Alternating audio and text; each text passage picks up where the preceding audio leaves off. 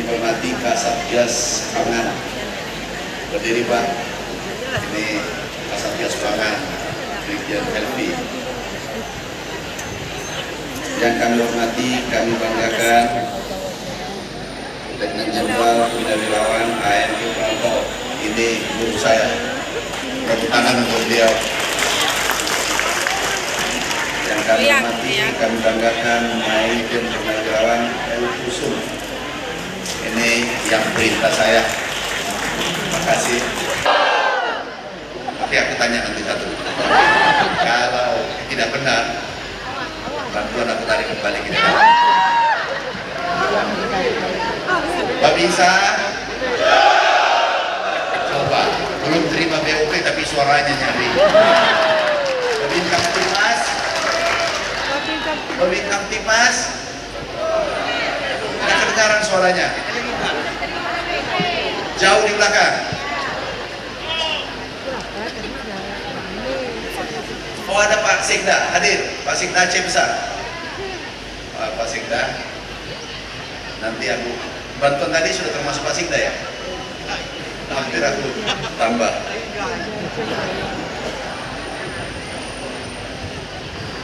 HIPMI ada HIPMI, kelompok tani, petani, seluruh hadirin yang saya cintai. Saya ingin sampaikan, saya Aceh adalah kampung halaman saya yang kedua.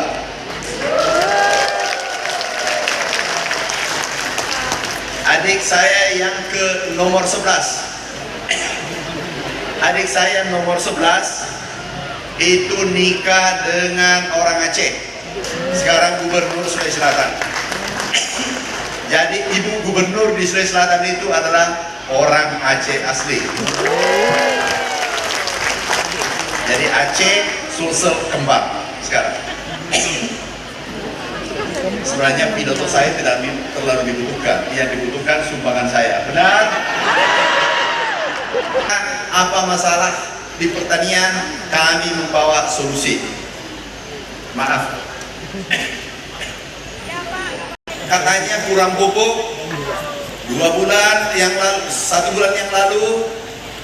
Setelah 2 bulan kami jadi menteri, kami menghadap Bapak Presiden. Izin Bapak Presiden, rakyat Indonesia khususnya petani kita kurang lebih 100 juta membutuhkan tambahan pupuk. Alhamdulillah Presiden menyetujui dan akan merealisasikan dalam waktu singkat totalnya 14 triliun rupiah. Kemudian proses pengambilan pupuk itu katanya sulit. Benar apa betul? Sekarang kami putuskan menggunakan KTP. Cukup sudah bisa mendapatkan pupuk. Yang ketiga, solar, BBM untuk traktor. Ini katanya juga sulit. Kami sudah bicara langsung, telepon langsung Menteri ESDM. Beliau sahabat saya langsung memutuskan itu cukup tanda tangan kepala desa. Pak Kapolda atau mewakili Pak Pangdam, tolong jangan dipersulit petani untuk sarana produksi. Mempersulit petani sama dengan mempersulit negara ini untuk mandiri pangan.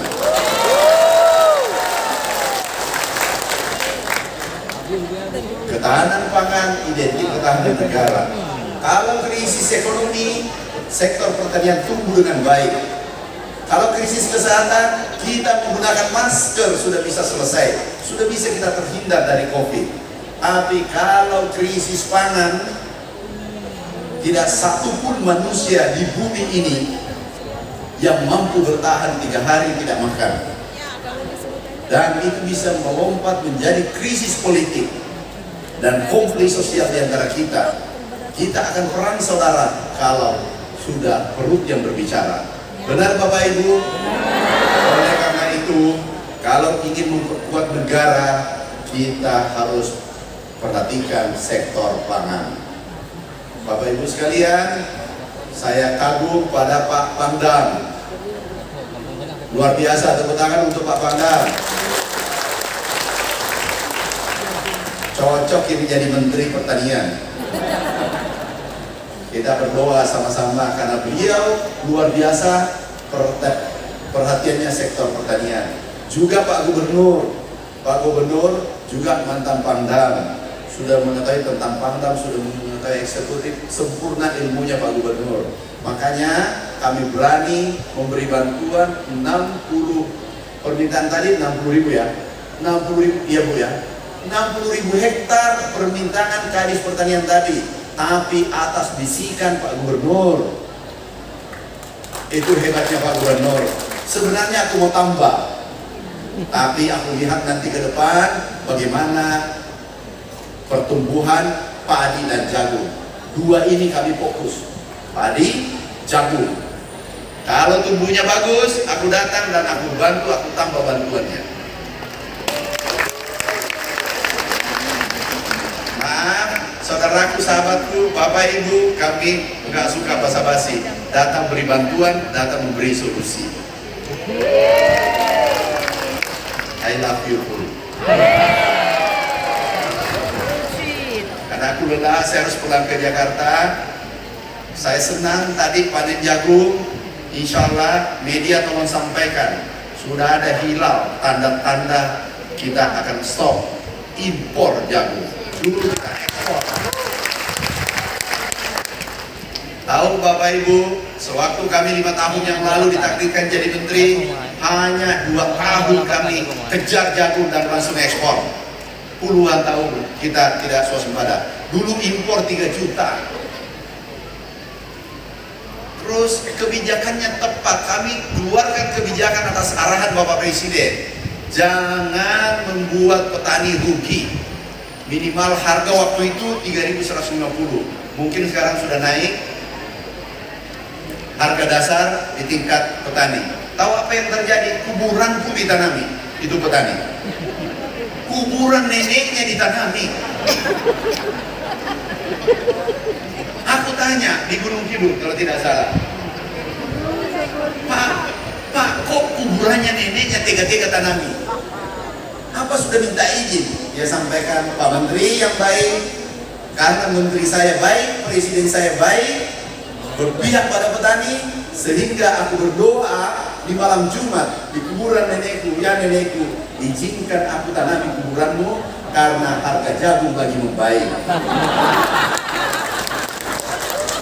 Petani sederhana.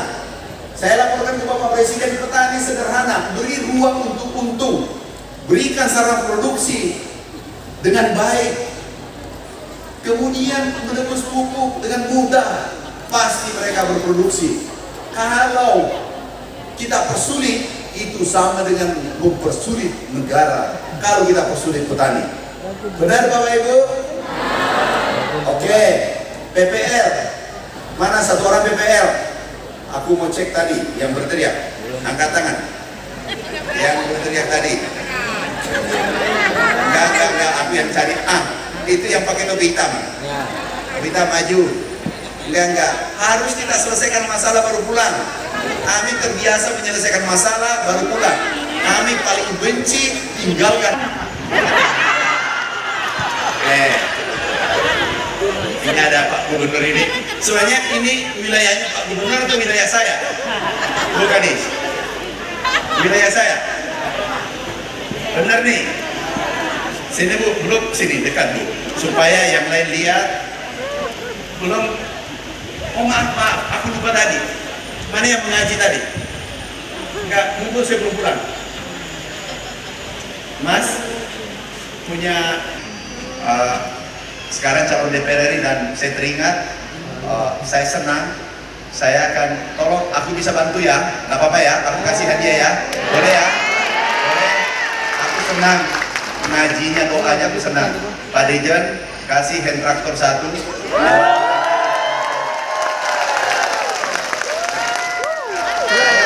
Saya tadi terharu, hampir aku lupa, itu namanya rezeki.